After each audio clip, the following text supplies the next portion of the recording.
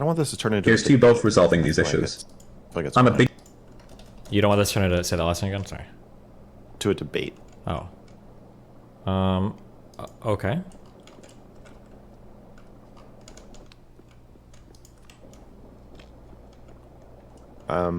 Okay.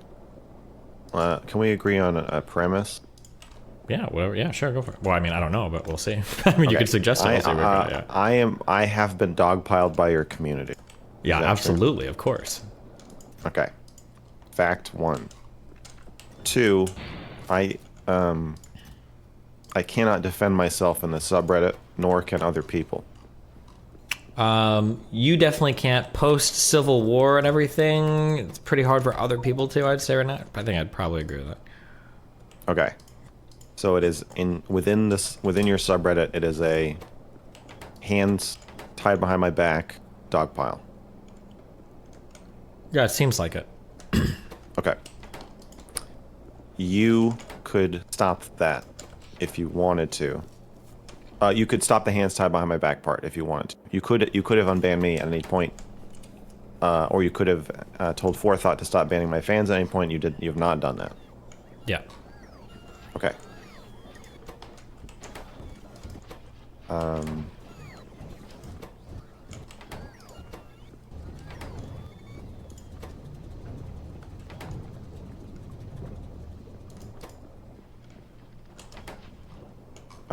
I have posted a total of 9 times in your subreddit. Made posts of my own. Okay. Starting 6 months ago. I think my first post was after the doll review. And that was my first dog pile in the subreddit. And I think I did a AMA where I was like, I need some control over the narrative, because like that was the first time I felt like you're really just writing a story about me that's like very unfavorable to me, and I was like, okay, I need a way to add my voice to this. You know, it's your subreddit, it's your stream, whatever. Mm-hmm. So since then, I think every time I have felt like you. Wait, hold on, real quick, just on that. You said you'd written some posts, right? Yeah. 9 posts, but you more comment. You're not counting the comments there, right? Just checking. Right, I've commented a ton. Okay, gotcha. Okay, gotcha. All right, sorry. But I've only written nine total. 9 times I've been like, I need to tell a story. Gotcha. Okay. I don't like the story Steven's telling about me. I need to tell my own story. And I think the way you've kind of taken the higher status position in most of our interactions has been okay with me. I noticed it like immediately, but if you usually like there's never a conversation where you do a stream with someone and I come in and I'm like, buddy, Steven, let me tell you how you got to talk to people. Like you did this all wrong. Let me give you some pointers on like how to have a like human conversation. Like you're autistic. Like we don't have conversations like that, right? Okay. Do we agree on that? Yeah, generally, yeah. Premise. Okay. So usually if we're having a disagreement about communication styles, it's you telling me why you think I did something wrong or spoke to someone the wrong way, and you giving me your advice. And a lot of times that's not. I just want to be clear. I think, and I could be wrong, but I think every single time it's generally you've come to me for it. I'm not like messaging you like, hey, we need to talk about how you spoke to this person, right? I don't think so. Like after the Lauren conversation, when you were telling me to rub the cat, like get the cat to roll over before you rub its belly. I don't think that conversation started with me saying like, hey, you need to come on and we need to talk about how you talk with Lauren, right? Didn't that just you DM'd me asking me if you could come in and moderate. Initially I did, because you guys got stuck in on a thing, but okay, right. But there's never been a conversation where I was watching you and then I DM'd you and I was like, Steven, you need a translator. I don't think you've done it explicitly. You kind of did with the lab stuff, but maybe you'd say that's a little differently because you felt like she was getting dogpiled. Although I could argue there was a translation thing on there, but sure. But I mean, I think for all intents and purposes, yeah. Obviously, there's one way that it tends to go. Sure. Yeah. Okay.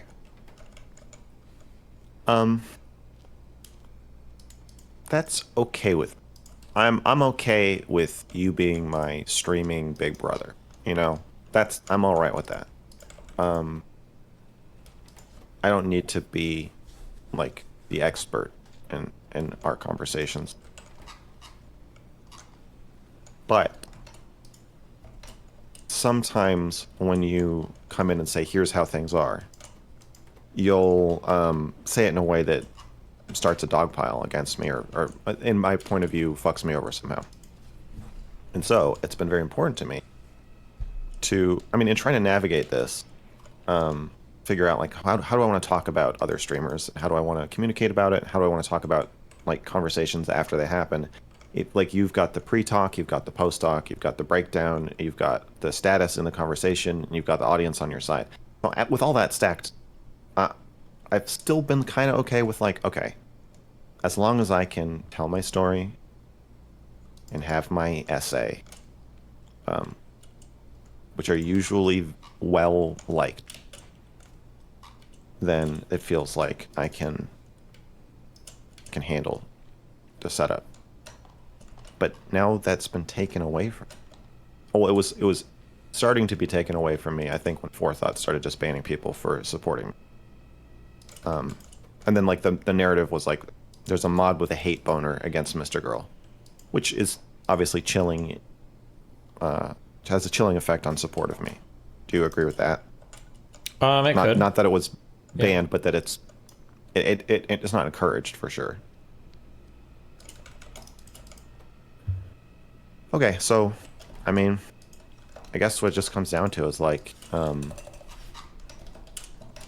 I feel that you are defining me unfavorably, particularly when we're in a disagreement with each other. And if you're gonna do that, I need to be able to be defended somehow. And so I heard what you said earlier where I'm saying that it's intentional and that there's no way I can get around that. Because if you're making the conscious decision to not delete good criticism of yourself, then you must be doing all this consciously. That's a good point. I guess I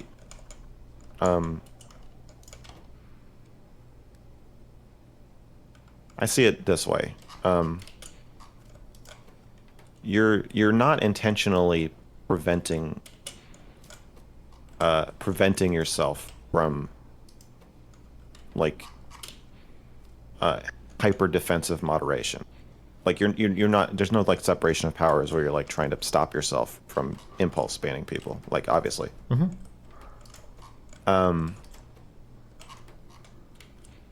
So I understand from your perspective, it's that some posts seem like bullshit criticisms of you. But in swearing, like, how does it have 500 upvotes from your own fans if it is truly bullshit criticism? I guess it just... Do you think that the upvote system is a good way to foster the most intelligent type of conversation you can have on Reddit? No.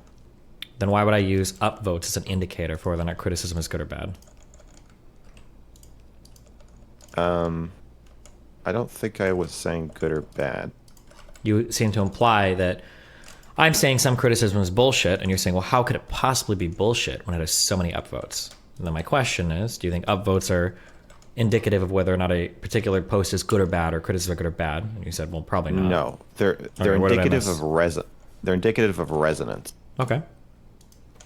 And if a criticism resonates with your own fans, that is an indication that it's probably not bullshit. Sure, possibly. But I could also just not want that criticism. Yes. So that's a different idea than the criticism is bullshit. I guess it depends on So what yeah, you mean by bullshit. Like, because I wouldn't say the criticism is good or valid is the same as it resonates. There's a lot of things that resonate that I wouldn't care about, right? But sure, we can say that the criticism resonates for sure. That's probably the case. Yeah, and I think even criticism that resonates,